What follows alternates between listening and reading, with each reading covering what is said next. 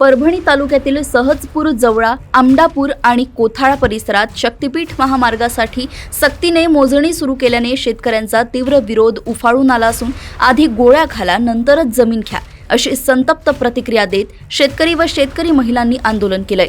प्रशासनाने सुमारे 600 पोलिसांचा बंदोबस्त तैनात करून मोजणीला सुरुवात केली तर काही आंदोलकांनी अंगावर पेट्रोल ओतून आत्मदहनाचा प्रयत्न केला। महसूल व भूमी अभिलेख विभागाच्या उपस्थितीत मोजणी सुरू असून परिस्थिती नियंत्रणात असल्याची माहिती प्रशासनाने दिली आहे। शेतकऱ्यांनी योग्य मोबदला व पुनर्वसनाबाबत स्पष्टता नसल्याने जमीन हीच उपजीविकेचे साधन असल्याचे सांगत आंदोलन अधिक तीव्र केले आहे। एकनाथ शिंदे साहेबांनी आम्हाला मतदानाच्या अगोदर सांगितलं होतं की बाबा तुमचा शक्तीपीठ महामार्ग रद्द करू। त्यावेळेस आम्ही सर्वांनी सहमतीने सर्वांना मतदान केलं, सर्व आमदार निवडून आले।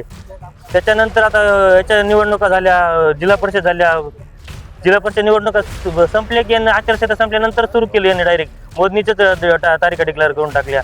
सरकारचं धोरणच आहे की शेतकऱ्याचं मरण, हे मन आज सिद्ध झालंय। कारण की कोणती जर वस्तू जरी घ्यायची असते त्याची वस्तू म्हणजे त्याची किंमत ठरवली जात असते। त्याची म्हणजे आमच्या जमिनीची किंमत नसताना काही नसताना आमच्या रानामध्ये येऊन आमच्या दंडमशाही करून आमची मोजणी केली। म्हणजे हे आम्हाला आता आम्ही पोलीस प्रशासनाला आम्ही हा न्याय मागायला घेतो की आम्हाला प्रोटेक्शन द्या म्हणून। त्यांनी आमचं प्रोटेक्शन द्यायचं सोडून त्या सरकारच्या विरोधात प्रोटेक्शन दिलं। ते म्हणजे अर्ध्या रात्री 1 वाजता नोटीस आणून लावल्या तर म्हणजे आपण कोणाकडे मागायला जातो न्याय? चोरी झाली तर पोलिसाकडे जातो, पण पोलिसच आपल्या घरी चोराकडून आले म्हणजे किती अवघड झालं आहे। हे आज आम्हाला सिद्ध करून दाखवले की सरकारचं मरण म्हणजे शेतकऱ्याचं मरण म्हणजे सरकारचं धोरण हेच आहे।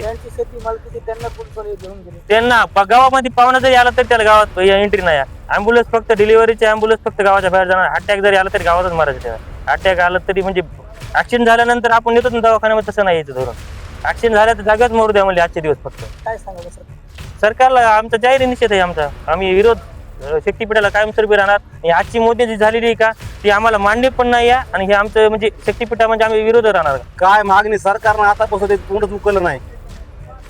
त्या बीजेपीच्या सरकारनं म्हणजे फडणवीसनं आतापासून शेतकऱ्याला कोणताच उल्लेख दिला नाही की तुम्हाला आम्ही एवढा मोबदला देऊ, काय कुठंच नाही। 3 वर्षापासून जे हे प्रकरण चालू आहे शक्तीपीठ महामार्गाचं आंदोलन, फक्त ही हुकुमशाही चालू आहे। शेतकऱ्याला कसं धरायचं, कसं कापायचं, काय करायचं हे त्याने ठरलेलं आहे या ठिकाणी। काय त्यानं म्हणावं सरकारनं किंवा शेतकऱ्याला मी समजा तुम्हाला काय पैसे वाढवून देतो, काय हे करतो। आता आमच्या शेतकऱ्याला जर कोणी म्हणलं आम्हाला पैसे एवढे वाढवून देतो, आमचे शेतकरी आम्हाला काटे घालतात हे मान्य आहे, पण हे होणार आहे एक दिवशी। कोणचं होणार आहे? जशी आज मोजणी सुरू झाली तसे आज समजा सुरुवातच झाली समजा तुमचं असं आहे, पण तुम्ही मोबदल्याचं काही सांगितलं नाही। आता आमच्या तोंडातून आम्ही काढावतो तो आमचेच बाकीचे म्हणजे आम्हाला ह्याला पैशाची गरज आहे की पैशाची कोणालाच गरज नाही। काय पैसा लय दिवस पुरत नाही। जमीन 7 पिढ्या राहू द्या, पडीत राहू द्या, किंवा दुष्काळ काही भेटेल त्याचा, पण जमीन गेल्यावर पैसा राहत नाही। 10,000 रुपये जर तुम्ही कपाटामध्ये ठेवले तर 10 दिवसात तुमचे पार होतात। काही काम पडले की पोरांना आणबरं 500 आणबरं 1000 रुपये निघाला तिकडे बस स्टँडला कुठं परभणला। हा झालं तसंच आहे। सांगा मला तुम्ही, आता मीडियावाले तुम्ही आहेत ना, पोलिसांनी दडपशाही करून आता तुमच्या इथे हो. सुरुवात केली। हो आता शेतकऱ्यांनी तर आता माता भगिनी सगळ्या होत्या ह्या ठिकाणी, तिथं गेल्या, तिने थोडासा प्रयत्न केला बा काहीतरी लेकरू लाड्याशिवाय आई पाहिजेच नाही, बरोबर आहे। तसं बाबा आता आपण काहीतरी ह्या ठिकाणी करू तेव्हा ही मोजणी रोखन असं शेतकऱ्यांना वाटलं, पण त्यांनी बी बरोबर केलं। जोपर्यंत शेतकऱ्यांना काही केलं नाही तोपर्यंत त्यानं काय केलं, जोपर्यंत शेतकऱ्यांना स्वतःलाच काहीतरी करून घ्यायचं ठरलं तेव्हा त्यांनी धरलं, उचललं, गाड्यामध्ये टाकलं, घेऊन गेले, मोजणीला सुरुवात केली। या ठिकाणी पाहायला असं घेतलं महिलांनी सुद्धा या शक्तीपीठ महामार्गाला विरोध केला। हो आहे ना, जमीनच त्याच्या नावावर असल्यावर करणार ना, कोण करणार आहे? बाकीच्या गावचा काय संबंध आहे? बरं मी जरी बाकीचा तिकडे बाहेरल्या गावचा असलो तर माझी जमीन माझं उद्या मरण आहेच ना। 23 तारखेला माझ्याकडे येणारच आहेत तुम्ही ते मायक घेऊन पुढं। हा 100% आमची कोणी सुनणार ना। आम्ही 2 वर्षापासून आम्ही कोल्हापूरपर्यंत जाऊन आम्ही आंदोलन केले, बुवा आम्हाला शक्तीपीठ नकोय। तुम्ही एवढा पैसा खर्च करायत ना, तुम्ही आणखी 10,000 कोटी रुपये खर्च करून थोडा माळ रान रस्ता द्या ना, काय फरक पडायला? तुमचा रन वाचवा त्यांना, तुम्हाला टायमिंग वाचवायची ना, 4 घंटे लागू द्या ना, पण शेतकरी बी जगल।